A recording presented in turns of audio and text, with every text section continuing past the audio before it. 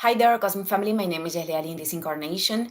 Well, I am here to live my daily reflection. And well, in first place, I wanted to comment that tomorrow the moon is entering Capricorn.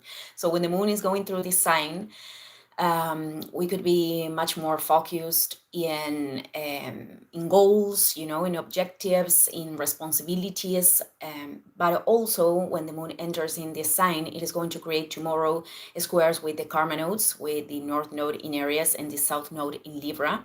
It is going to on September 10th, it is going to create squares with the planets that are in Libra, the Sun, which is a luminar, and Mercury, with Chiron in Aries, opposition with Mars in Cancer. So it is going to make a lot of tensions with these planets that are going to create certain discomfort that invite us to assume our almic responsibility, because the moon in Capricorn is responding to Saturn in Pisces, which is the ruler of that sign.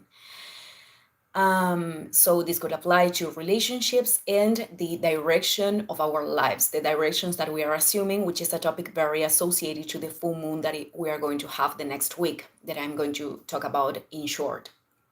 So, well, on first hand, that. Then tomorrow we have the retrogradation of Jupiter. It starts on October 9th and it goes until February 4th of 2025. So this is a moment to reevaluate things that are associated to prosperity, the expansion, growth, the sense of our experience.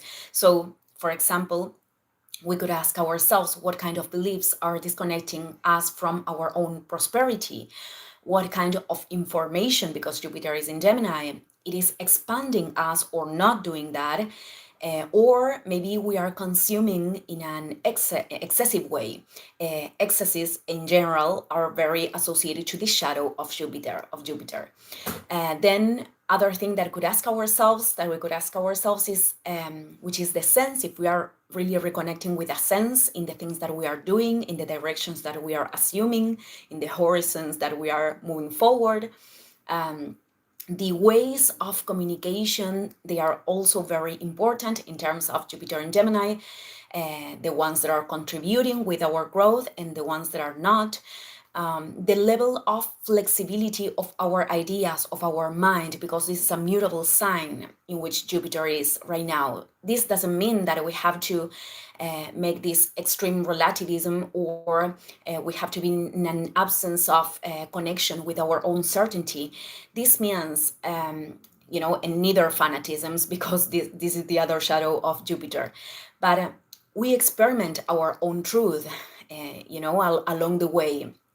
But when we are closing our thoughts, a limiting mind, perhaps a mind that believes, that knows everything, that has the truth, that prevents us from opening to new revelations. So it is very, very important during this transit.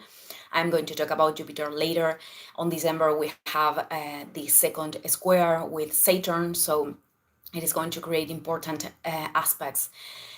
Then the last thing that I wanted to say, because I am seeing this a lot, if you are experimenting low energy, I am not promoting that kind of astrology. It is not the eclipse, it is not the events in the sky, the ones that, for example, make us present an illness, a cold, or make us feel low energy. The transits or the aspects are the ones that put in evidence the energy that we are sustaining. So perhaps, if people got ill in the last eclipse, it is because that is the way in which the soul found to stop, to rest, for example.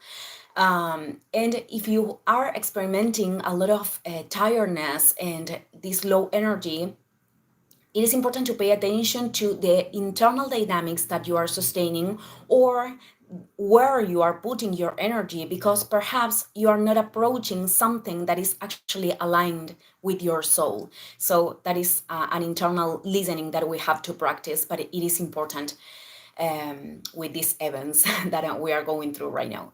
Well, I just wanted to leave this message today. Thank you, everyone, and see you in the next video. Ciao, ciao.